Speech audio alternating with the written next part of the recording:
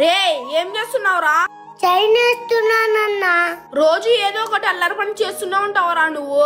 అది పోతే నేనేం చేయాలన్నా? ఏం రా వాడి మీద అరుస్తున్నావు? నీ కొడుకు మీద నేనే మరవడం లేదు చెప్తున్నా. సరే రా మెల్లగా చెప్పొచ్చు కదా. నేనేం మాట్లాడినా తప్పే.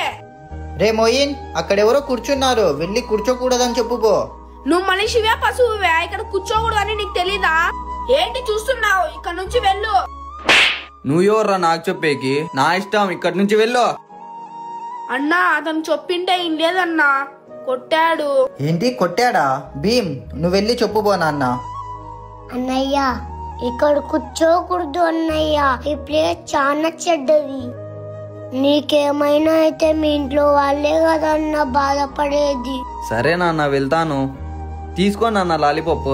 థ్యాంక్ యూ అన్నయ్య. వెళ్ళారు నాన్న, లాలీపాప్ కూడా ఇచ్చారు. లాలీపాప్ ఇచ్చాడా? ఇప్పుడు అర్థమైందా ఎవరితోనైనా మాట్లాడే విధానం ఎలా ఉండాలో? ఈ కాలంలో పిల్లలకి ఎవరితో ఎలా మాట్లాడాలో కూడా తెలియదు. పదరా వెళ్దాం. మీ పిల్లలకి ఎవరితో ఎలా మాట్లాడాలో నేర్పించండి. ఈ వీడియో నచ్చింటే లైక్ చేసి ఎలా ఉందో కామెంట్ చేయండి. రే ఏమన్నా తగిలిందారా? ఏం లేదన్నా. నువ్వెందుకు రే ఈ పనికి వస్తున్నావు? అన్నా కాలేజ్ లో ఫీజు కట్టాలన్నా. కాలేజ్ ఫీజా? దానికి మీ నాన్న ఉన్నాడు కదరా. నాన్న సెమిస్టర్ ఫీజు కట్టాలి నాన్న. కాలేజ్ ఫీజా? నాతో తాగేకే డబ్బులు లేవు. నేను రూపాయి గాని ఇయ్యలేను. నీ చావు నువ్వు చావు. రే సుబ్బు నీకే. లేదన్నా, నాన్ననే ఇంట్లో పనులన్నీ చూసుకుంటాడు. నేను ఏదో ఒకటి చేయాలి కదన్నా. నాన్నకి కొన్ని రోజుల నుంచి ఆరోగ్యం బాలేక పనికి వెళ్ళలేదన్నా. ఈ కొన్ని రోజులే అన్నా, జాబ్ వచ్చాక మొత్తం సెట్ అవుతుంది. అంతేగాని ఆయన చేస్తుంది తప్పని చెప్పవా? నాకంతా తెలుసులేరా, నువ్వేం బాధపడకు. మీ నాయన ఎప్పటికైనా మారుతాడు. నువ్వేం పనికి రాదురా. నీ కాలేజ్ ఫీజు ఎంతో చెప్పు, నేను కట్టేస్తా.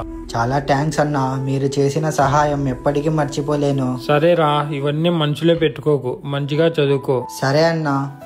కన్న తండ్రి ఎలా ఉన్నా మనం తప్పుగా మాట్లాడకూడదు. క్రిస్మస్ వస్తుంది, కొత్త కొత్త బట్టలు వేసుకుని బాగా ఎంజాయ్ చేయొచ్చు.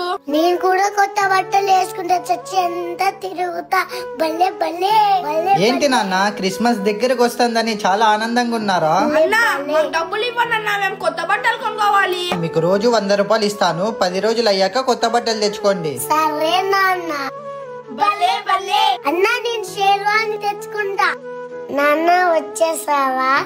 త్వరగా డబ్బులు ఇవ్వన్నా. త్వరగా లేము, ఏం చర్చికి టైం అవుతుంది. అన్నా కడుపు చాలా నొప్పిస్తానన్నా.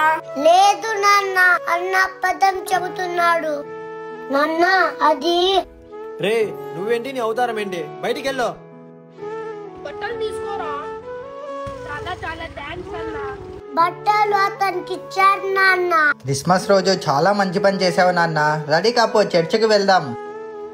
ఈ వీడియో నచ్చింటే లైక్ చేసి హ్యాపీ క్రిస్మస్ అని కామెంట్ చేయండి. రే భీమ్ ఇక్కడికి రా. పదా పనికి వెళ్దాం. అన్నా నేను స్కూల్ కి వెళ్తా అన్నా. చదివినోడు ఎవడు బాగుపడలేదులే, పదా. రే వచ్చి జీతం తీసుకో. తీసుకోరా నీ వారం జీతం 3000. సరే అయ్యా. అన్నా నీకు రోజుకి ఎంత అన్నా? 600 రా. అన్నా 10 వెళ్దాం. అన్నా చెప్పురా.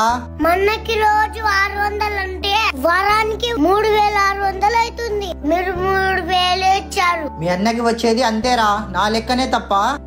లేదులే అయ్యా, లేదు. అవునన్నా మీ లెక్క తప్పు. 600తో వారానికి 3600 అవుతుంది. సారీ అన్న, ఏదో ఆలోచిస్తూ మర్చిపోయా. తీసుకోండి. ఇంత బాగా చదువుకున్నావు, మరి నువ్వెందుకు రా పనికి వస్తున్నావు? చదివిచ్చే స్తోమత లేక నేనే పిలుచుకొని వచ్చా అయ్యా. వాణ్ణి కూడా నీలాగే పనికి అంకితం చెయ్యాలనుకున్నావా? ఇప్పుడు వాడు చదువుతేనే కదా రేపొద్దున నీ కుటుంబానికి అండగా ఉండేది. నేనంత దూరం ఆలోచించలేదయ్యా. ఇప్పటి నుంచి స్కూల్ పంపిస్తా. చదువు ఒక్కటే ఉన్నత స్థాయికి చేరేలా చేస్తుంది. ఏంటి నాన్న ఈరోజు ఒక్కడిగాని రాలేదు? మామూలే నాన్న, వ్యాపారం గాలి లాంటిది. వస్తే చాలా మంది వస్తారు, లేకుంటే ఒక్కరు కూడా రారు. అన్నా ఒక కేక్ ఇవ్వండి అన్నా. 20 రూపీస్ ఇవ్వండి అన్నా.